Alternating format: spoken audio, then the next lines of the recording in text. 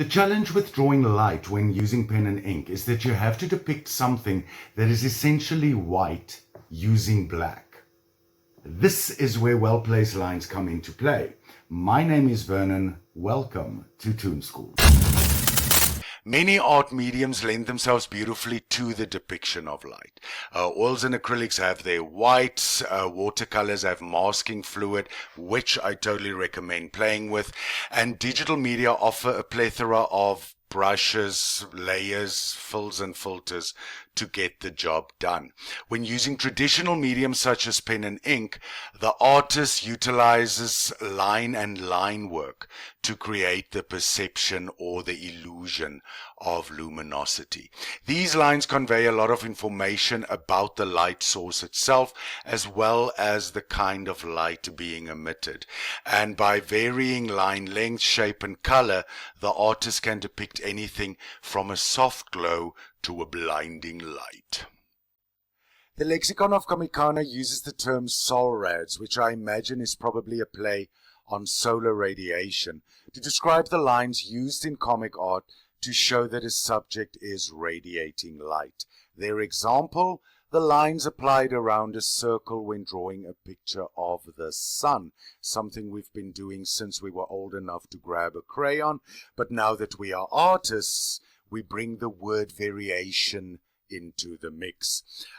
Every time we put pencil to paper, there are 100 ways to draw something differently than the way you've always depicted it. So play with the line work, see what kind of stories they tell. For example, the little blue star at the bottom. The lines I used there were actually quite risky, as that specific formation of lines can also be used to depict motion. So always make sure that the lines that you use are telling the story that you wanted to tell. The lines can be arranged in such a way as to follow the outline of the subject being depicted, or to form its own circle around the subject, a little halo, if you will. This may very well, or could very well, lead to optical illusion, where the line placement actually plays tricks on the viewer's eyes. Now, usually the lines don't necessarily touch the subject matter and can function independently from the light source, but it can also be a continuity or an extension of the lines and the colors of the light source itself. This usually varies from artist to artist, from drawing style to drawing style. The aim is to find what works for you, follow the creative force, and to find your own voice.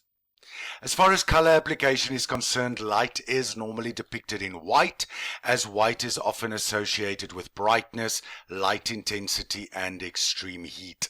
Other colors that can be utilized is yellow, orange, pink, blue, purple, gray.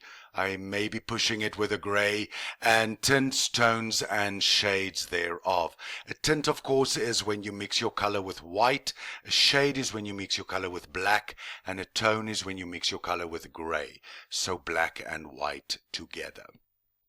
The illustration of Rapunzel was a direct result of watching the movie more times than a grown man should admit to, and inspiration struck because of that absolutely amazing lantern scene at the end of the movie. Honestly, whoever came up with the idea of placing the scene on the lake was absolute genius. Gold stars all around. So finally, when you're using or applying your color, the white or color used in the space in between the lines usually blocks out or softens whatever is below it. This basically just cuts down on unnecessary detail or clutter or unnecessary information or even confusion. Before we get to today's drawing exercise, a quick introduction to the rule of odds used by creatives all over our beautiful green planet.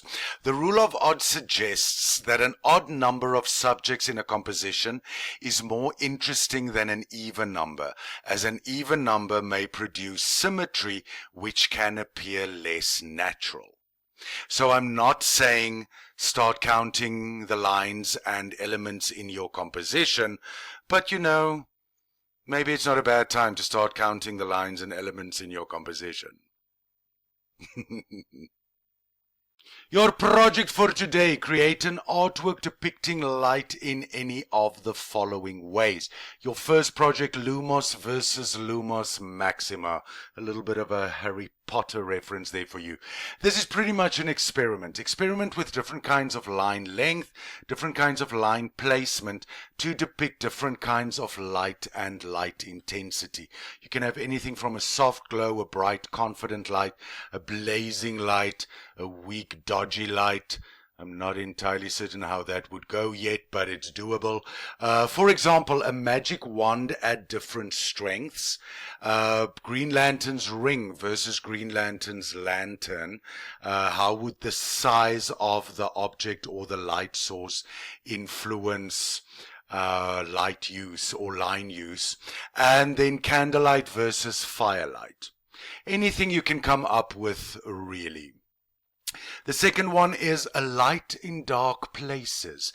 Place a character in a dark environment and add a light source that will complement the theme. For example, a lighthouse on a stormy night, a train going through a tunnel, a far-off light in a dark forest, a lit torch in a dark cave, or bioluminescent life forms found in the ocean's twilight zone.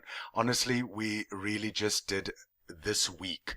We did a project on bioluminescent life forms, and I think it kind of stuck. So that's what I've got. See what you can come up with.